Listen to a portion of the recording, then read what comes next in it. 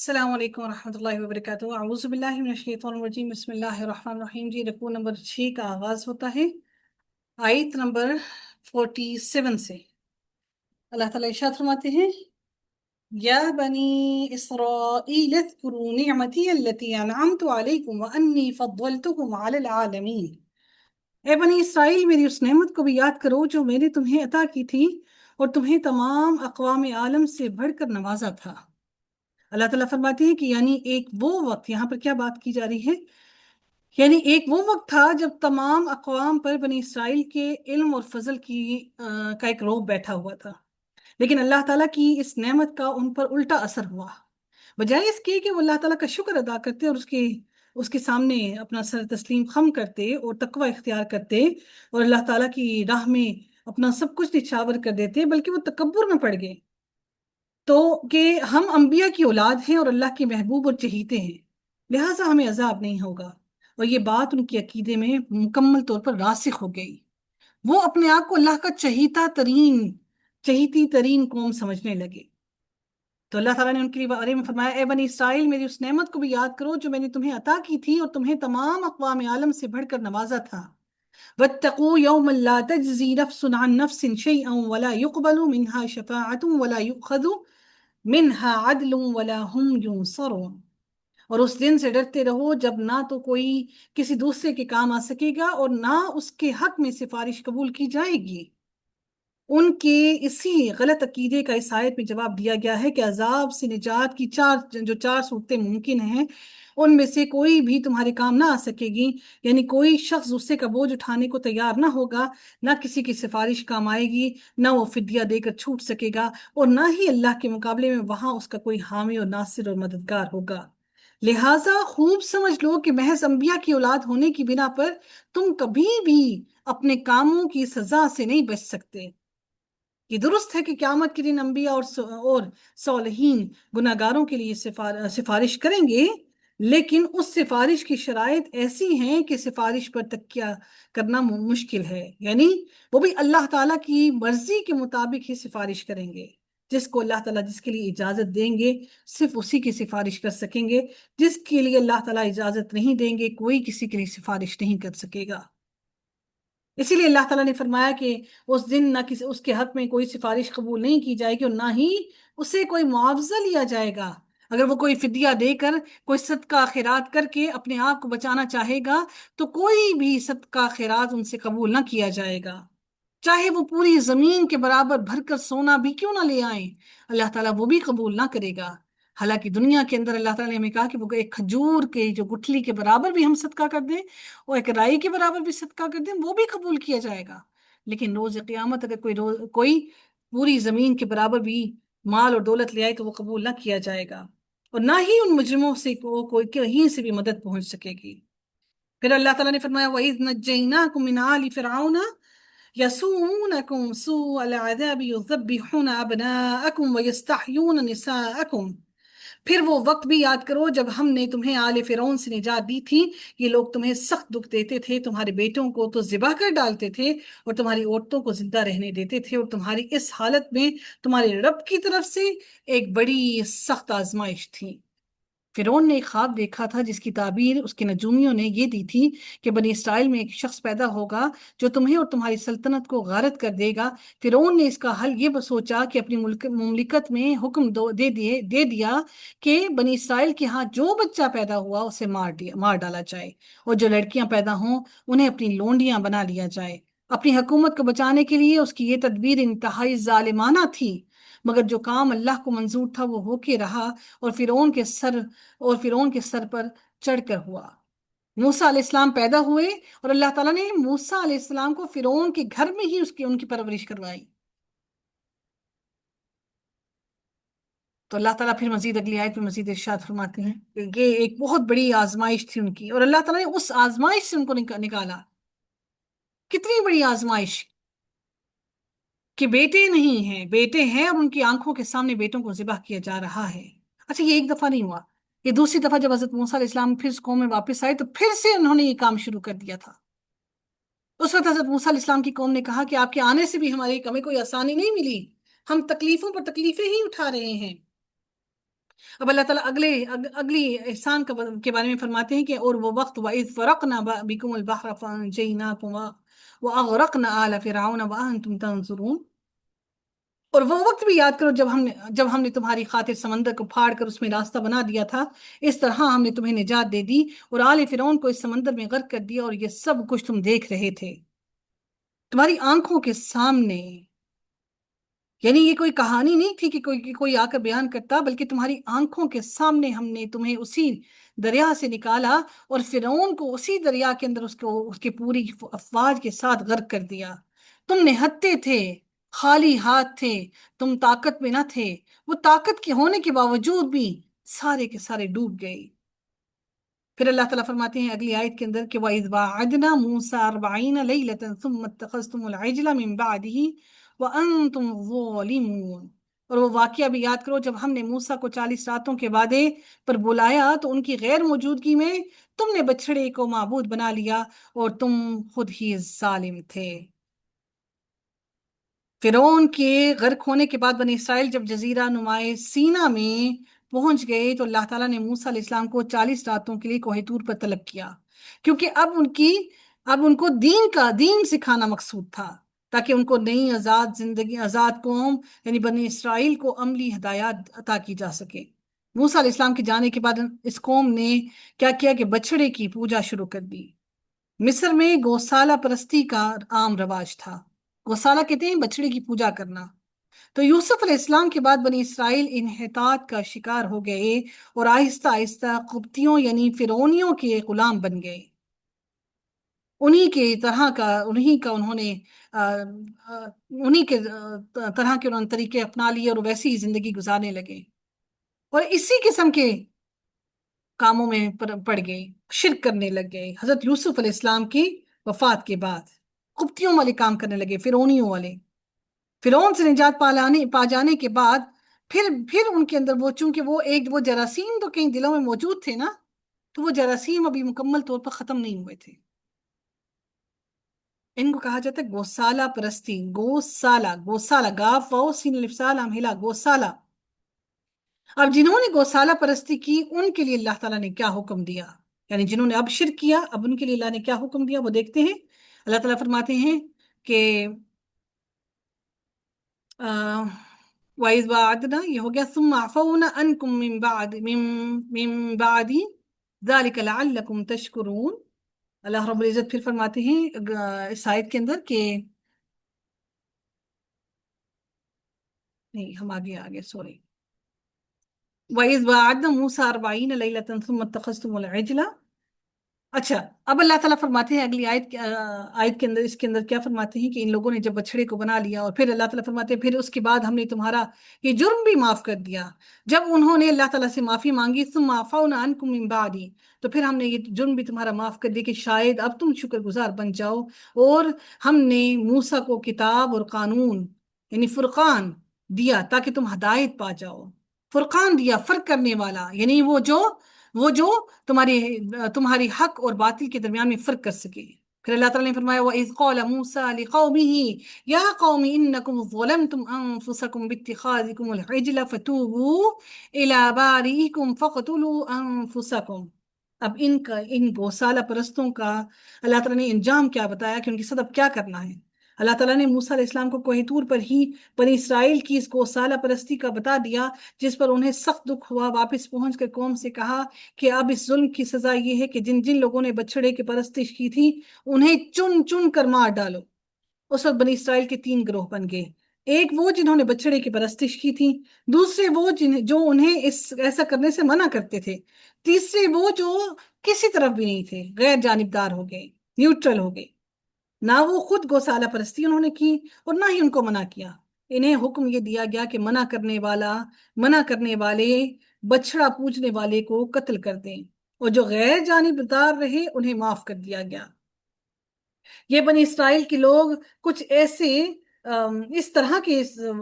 ایسے تھے کہ موسیٰ علیہ السلام کی زبان پر بھی انہیں اعتبار نہیں تھا، جب موسیٰ علیہ السلام نے جب موسیٰ علیہ السلام تورات لے کر کوہ طور سے واپس آئے اور قوم کے ساتھ ان کے سامنے جب کتاب کو پیش کیا، جو تورات کو پیش کیا، تو وہ کہنے لگے کہ ہمیں یہ کیسے معلوم ہو کہ یہ کتاب واقعی اللہ تعالیٰ کی طرف سے نازل کی گئی ہے؟ ذالکم خیر لکم عند باریکم فتاب علیکم انہ هو التواب الرحیم۔ اور روایات میں آتا ہے کہ یہ لوگ ہزاروں کے حساب میں تھے جن کو قتل کیا گیا تھا۔ جب پھر انہوں نے جب یہ کہا فَإِذْ قُلْتُمْ يَا مُوسَى لَن نُؤْمِنَ لَكَ حَتَّى نَرَى اللَّهَ جَهْرَةً فَأَخَذَتْكُمُ الصَّاعِقَةُ وَأَنْتُمْ تَنظُرُونَ، انہوں نے کیا کہا؟ جب تک ہم تیرے رب کو اپنی آنکھوں سے نہ دیکھ لیں ہم اس پر یقین کرنے والے نہیں ہیں۔ اس وقت حضرت موسیٰ علیہ السلام بڑے پریشان ہوئے، تو اللہ تعالیٰ نے انہیں حکم دیا کہ 70 آدمیوں کو اپنے ساتھ لے کر کوہ طور پر آ جائیں۔ حضرت موسیٰ علیہ السلام اپنی قوم سے 70 آدمی انہوں نے منتخب کیے اور انہیں اپنے ساتھ لے کر کوہ طور پر لے گئے، اور خود بھی حضرت موسیٰ علیہ السلام وہاں پر ان کے ساتھ گئے۔ پھر جب انہوں نے کلام الہی سن لیا تو کہنے لگے موسیٰ پردے میں سننے کا ہمیں کچھ اعتبار نہیں،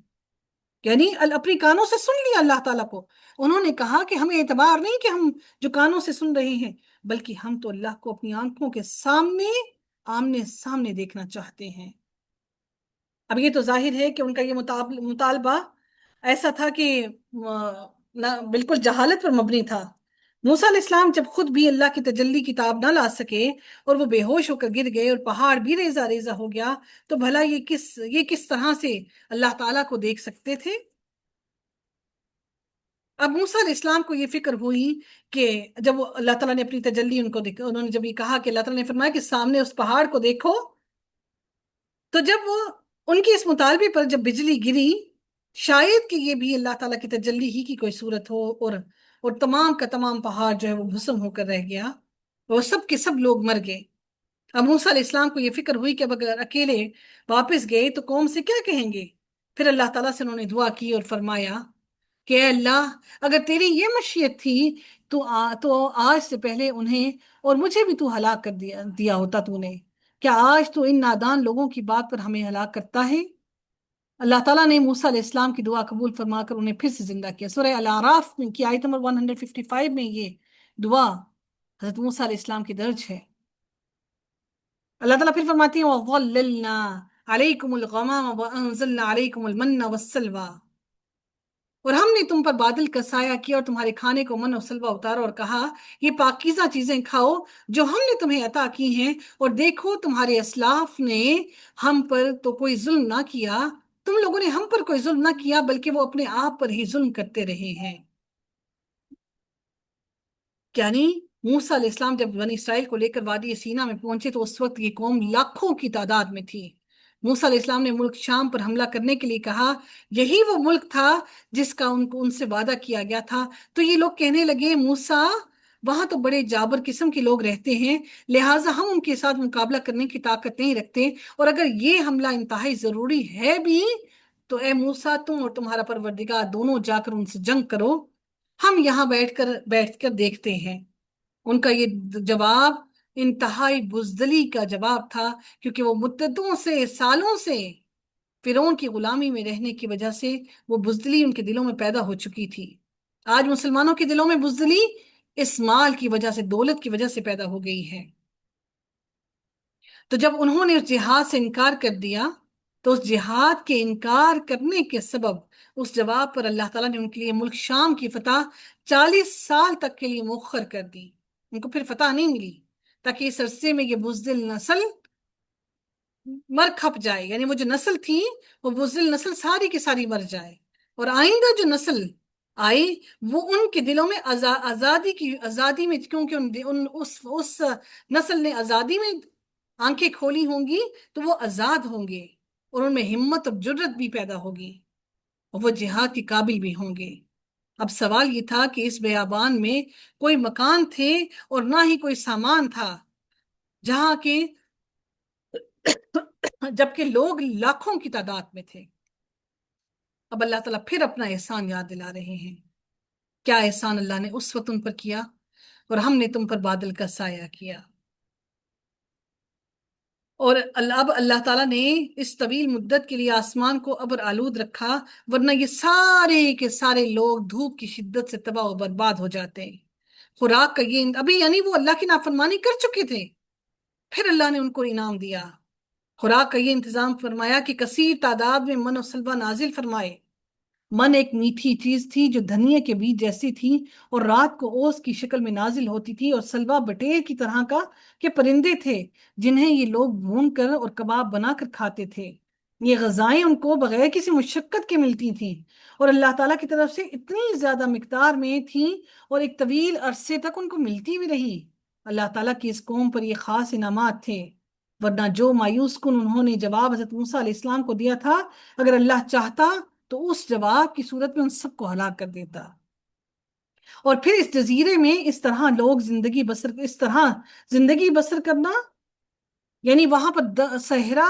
کوئی پانی نہیں، کچھ بھی، کوئی کھانے کی چیز نہیں، کوئی کھیتی نہیں، کوئی کچھ بھی نہیں، اور اللہ تعالیٰ نے ان کو بغیر کسی مشقت کے انہیں سب کچھ عطا کیا۔ اسی جنگل میں ہی سیدنا ہارون علیہ السلام کی وفات ہوئی، پھر 1 سال بعد سیدنا موسیٰ علیہ السلام بھی انتقال کر گئے۔ اگلی آیت میں دیکھتے ہیں کہ اللہ تعالیٰ ارشاد فرماتے ہیں وَإِذْ قُلْنَا ادْخُلُوا هَٰذِهِ الْقَرْيَةَ فَكُلُوا مِنْهَا حَيْثُ شِئْتُمْ رَغَدًا وَادْخُلُوا الْبَابَ سُجَّدًا وَقُولُوا حِطَّةٌ نَغْفِرْ لَكُمْ خَطَايَاكُمْ۔ اور وہ واقعہ بھی یاد کرو جب ہم نے انہیں کہا تھا اس بستی میں داخل ہو جاؤ، جہاں سے جی چاہے سیر ہو کر یعنی پیٹ بھر کر کھاؤ پیو، البتہ جب اس بستی کے دروازے سے گزرنے لگو تو سجدہ کرتے ہوئے گزرنا اور حطۃ کہتے ہوئے جانا، ہم تمہاری خطاؤں کو بخش دیں گے، معاف کر دیں گے اور نیکوکاروں پر مزید فضل و کرم کریں گے۔ یعنی اللہ تعالیٰ نے یہاں پر مزید کیا فرمایا کہ جب تربیت کا یہ عرصہ گزر گیا اور انہوں نے ایک بستی کو فتح کر لیا تو ہم نے انہیں حکم دیا کہ اس شہر میں اللہ کے حضور سجدہ ریز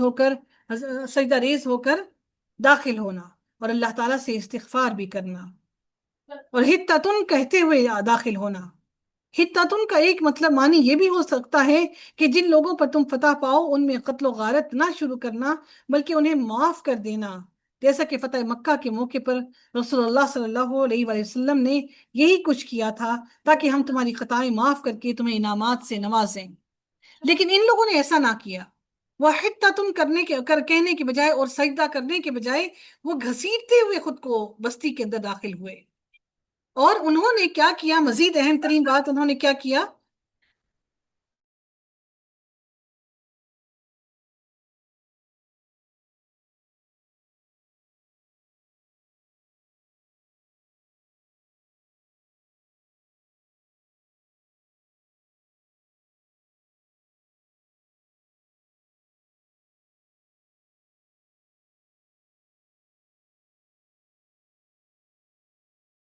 یہ لوگ جب بستی میں داخل ہوئے تو حطۃ کہنے کے بجائے حبۃ کہتے رہے، کیا کہ ہمیں بالیاں چاہیے، کس کی؟ وہ جو کھیتی زمین اگاتی ہو۔ انہوں نے اللہ تعالیٰ سے کوئی معافی نہ مانگی۔ اللہ تعالیٰ نے حالانکہ ان سے کہا تھا کہ تم سجدہ کرتے ہوئے جانا اور تم بخشش مانگتے ہوئے جانا، تو اگر تم ایسا کرو گے تو ہم تمہیں اس کے بدلے بہت زیادہ عطا کریں گے، لیکن انہوں نے اللہ تعالیٰ کے الفاظ کو بدل دیا،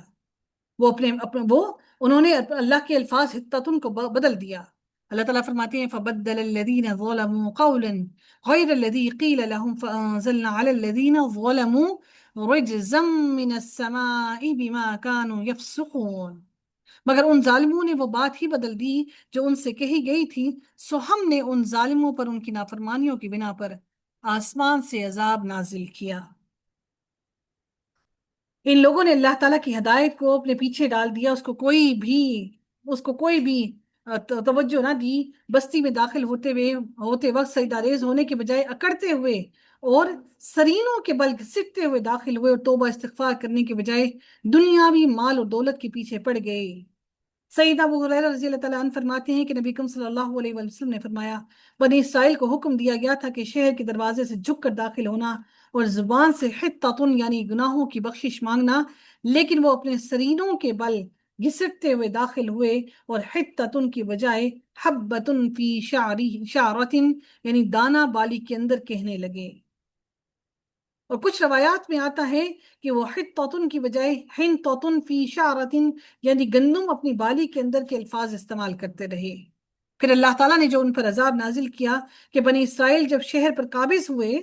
وہاں بدکاریاں شروع کر دیں، جس کی سزا اللہ تعالیٰ نے انہیں یہ دی کہ طاعون کی وبا کی صورت میں آسمان سے عذاب نازل فرمایا، جس کے نتیجے میں ایک روایت میں کے مطابق آتا ہے کہ 70,000 یہودی مر گئے۔ اللہ تعالیٰ سے دعا ہے کہ اللہ تعالیٰ ہم سب کو عمل صالح کرنے کی توفیق عطا فرمائے، جو غلطیاں کوتاہیاں ہو گئی ہیں اللہ تعالیٰ ان سے درگزر فرمائے۔ وآخر دعوانا الحمد للہ رب العالمین، صلی اللہ تعالی علی خیر خلقہ اجمعین برحمتک یا ارحم الراحمین، سبحانک اللہم وبحمدک، نشہد ان لا الہ الا انت، نستغفرک ونتوب الیک۔ السلام علیکم ورحمۃ اللہ وبرکاتہ۔ وعلیکم السلام ورحمۃ اللہ وبرکاتہ۔